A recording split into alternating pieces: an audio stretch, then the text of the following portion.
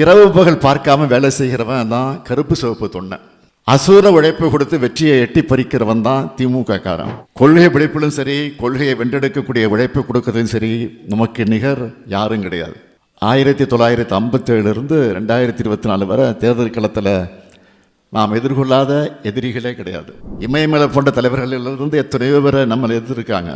எதிரில் நின்றவங்கள்லாம் மாறிக்கிட்டே இருக்கிறாங்க. ஆனால் இந்த ஏக்கம் மட்டும் எப்பவும் உறுதியாக இருந்துகிட்டு இருக்கு. ஏன்னா இது எப்பவும் மக்களோடு இருக்கக்கூடிய இயக்கம்.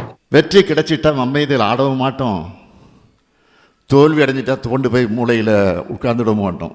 நம்முடைய பெரிய பலமே நம்ம கட்சியினுடைய அமைப்பு முறை தான். பேரறிஞர் அண்ணா உருவாக்கி தலைவர் கலைஞர் அவர்கள் கட்டி காத்த அமைப்பு என்ற முறை தான் நம்மோடது.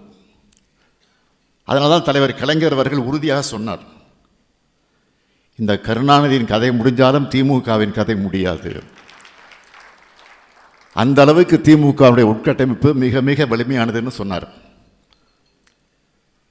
அதனால தான் எத்தனையோ முறை நம்முடைய பகைவர்கள் ஒழிந்தது திமுக குதூகலமாக எழுப்பினாவும் அப்படி சொன்னவங்க காலத்திலலாம் அவங்க தான் காணாமல் போயிருக்காங்க, தவிர திமுக அழியல.